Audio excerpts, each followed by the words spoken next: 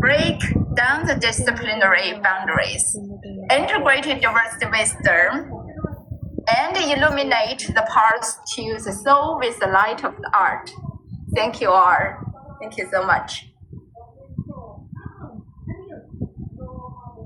Thank you, Miss Ananda, for such an inspiring and inspirational speech and talk. Okay, so for the next one, I'll be the next one. Next one. My talk is about the canvas of healing, how art transforms the soul.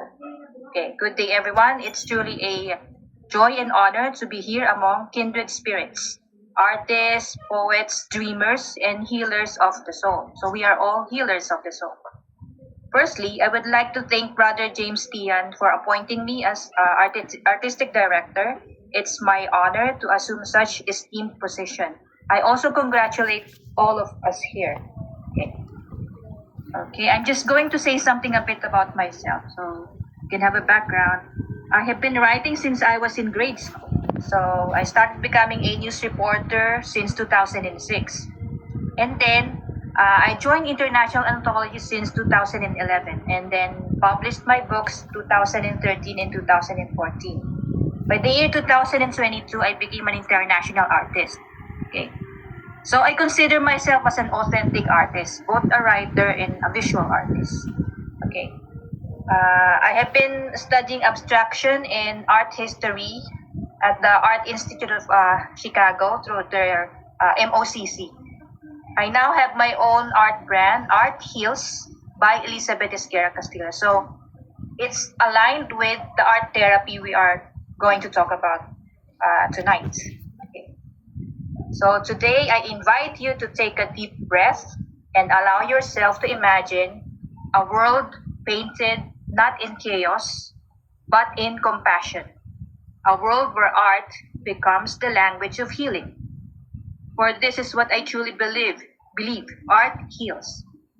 Not just as a phrase or movement, but as a living truth.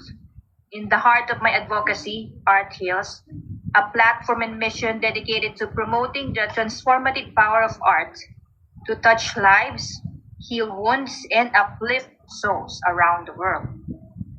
For the first part, the wounded soul and the power of creation. So if each one of us carries invisible scars. So some come from heartbreaks, others from loss, fear, rejection, or the quiet battles of mental and emotional stigma. These wounds are often unseen, yet they weigh heavily on our spirits. And in a world that moves too fast, where silence is rare and self-reflection feels like a luxury, we sometimes forget that the soul needs tending to, needs healing, right? So here is where art becomes medicine. When we paint, we write a poem, like Miss Eva, she's very good in poetry. Okay. Dance, sculpt, and compose music. We are not merely creating, right? We are reconnecting with our truest selves. Art does not demand perfection. It only asks for honesty. So it gives us a sacred space to release pain without words, to translate grief into color, and to turn chaos into creation. Okay. So out of the chaos around, we can build or create beautiful things. So each brush stroke, each poem, each melody becomes an act of courage, a declaration that I am still here and I am transforming. So through art, we don't deny our suffering. We alchemize it. We turn sorrow into beauty. We turn brokenness into brilliance. So we find meaning within the mess and peace within the process. For the second part, the mission of Art Heals. So,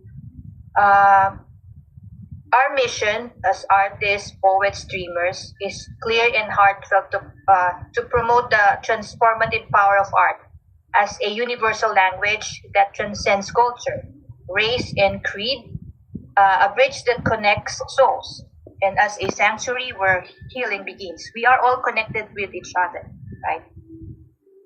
So through art, we can gather artists, poets, and creatives from different corners of the world to share their gifts, their stories, and their lights. Right. So we believe that every artwork, every poetry, sculpture, and other forms of art carries an energy, an imprint of the artist's soul. You are what you create, right? So when shared with other people, this energy ripples outward. It inspires empathy, ignites hope, and awakens something sacred within those who experience it. We conduct art exhibits, we creative collaborations, and online movements, literary events.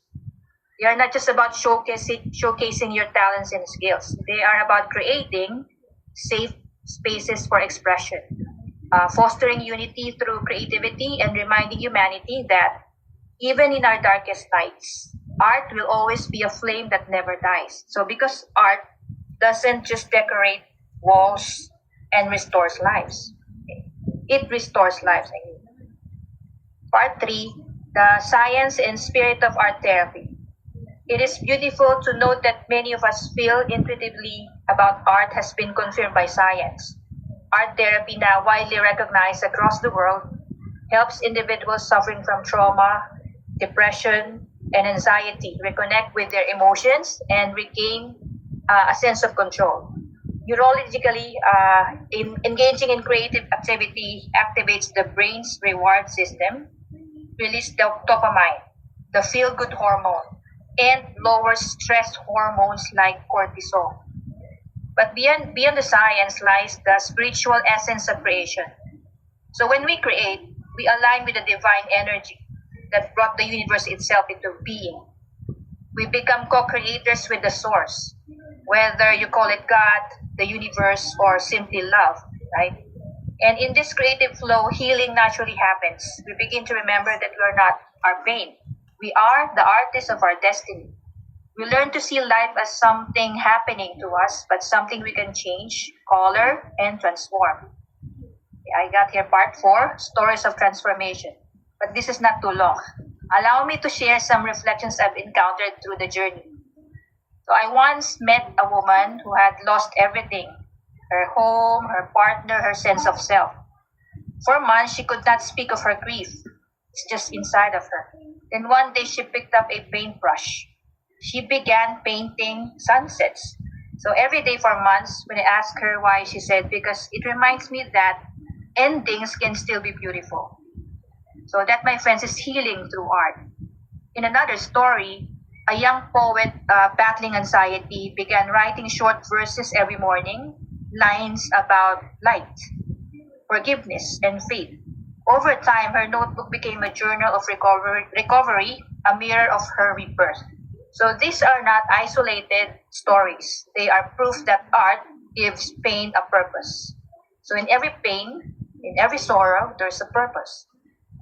When you channel your emotions into creation, you reclaim your power. You move from being a victim of suffering to a vessel of transformation. And when you share your art, you give permission for others to heal as well.